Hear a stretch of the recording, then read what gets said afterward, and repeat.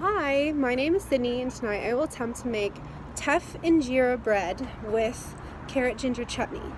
Injera is a national dish in Ethiopia, Somalia, Djibouti, and Eritrea.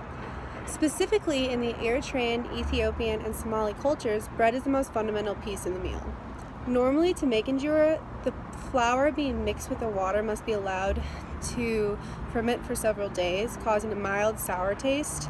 The recipe I chose today allows for a streamlined version, so I won't have to wait several days.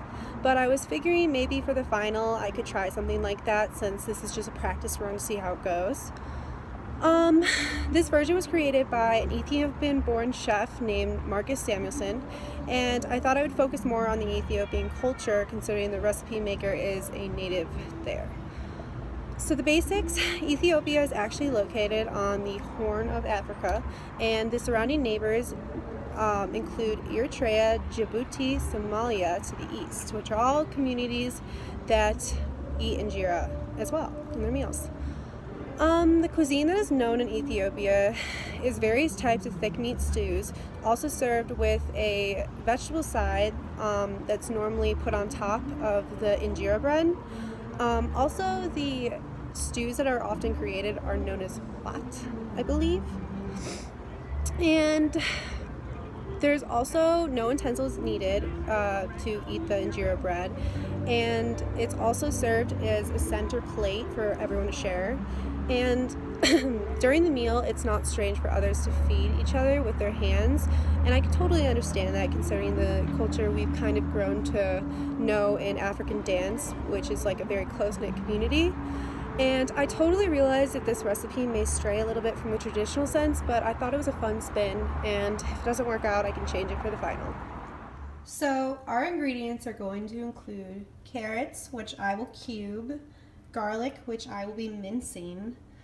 I'm going to have to figure out how to do small strips of the ginger, and I will be also dicing the chalet onions, and then including for spices, salt, thyme, cardamom pods, and then using honey, club soda, all-purpose flour, and whole wheat flour, and then adding baking soda, sugar, and butter. And then also somewhere in there along the way, I'll be putting yogurt in. So this will be fun. So I recommend knowing what all your ingredients mean, i.e. I thought that a clove of garlic was an entire garlic head, but actually a clove of garlic is only one of these. You only need 4, so this is just going to be some extra thrown in. So after mincing your garlic, having the carrots, the ginger, and the onions, we are now going to heat 2 tablespoons of oil onto a pan and heat it up to medium high, and then we will be adding all those and cooking for 10 minutes. Now we will be cooking these ingredients, which is the carrot, the ginger, the onions, and the garlic, for 10 minutes. So after adding 1 tablespoon of butter, 2 tablespoons of sugar, and 2 tablespoons of honey, we are now throwing in some cardamom pods and some thyme, and bringing this to a boil with 2 cups of vegetable broth that I just kind of spilled a little bit to the side.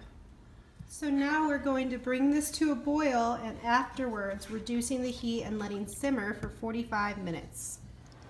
So while our chutney is simmering for 45 minutes, we are now going to mix 2 cups of whole wheat flour, 1 cup of all-purpose flour, 1½ teaspoons of baking soda, and a teaspoon of salt, and whisking it together in this bowl. Then we will be taking a cup of club soda and 3/4 a cup of yogurt and mixing that together, and then mixing the 2 together after that. Then hopefully we will be turning them into pancake shaped little flatbreads. So after whisking smooth the club soda and yogurt, we add it to the flour mixture, and we're going to whisk this until it is smooth as well. So this batter is actually supposed to make about 14 pieces of bread, And if you were to eat 2 tablespoons of chutney on each bread, that is about the serving. Obviously for the final, I'll make maybe 2 to 3 times as much. But when we are going to start cooking this into bread after this is done, I guess I can probably start it now so that the ending time is well. But you take about 1/3 a cup and start a spiral on a pan, which I will show you in a minute. Okay, so now we're going to pour our 1/3 cup of batter onto our pan.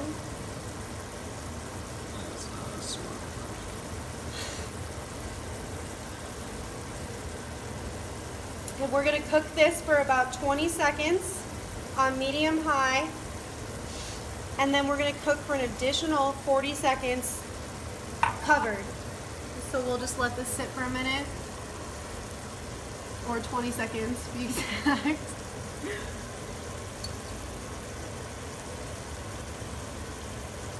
And again, noting this isn't the traditional injera bread, considering there's not all using tur flour. Okay, and we're going to cook this now for 40 seconds, and we'll see how it turns out. So after letting the chutney simmer for 45 minutes, you add a teaspoon of salt. And so far, we have 3 pieces of bread going. My head should have burnt. That one's a little burnt. But they look really great, and I'm pretty proud of myself that I actually made bread and chutney. 2 things I never thought I could make. Okay, so here's me eating the chutney on the bread. It's really good. I already tried it.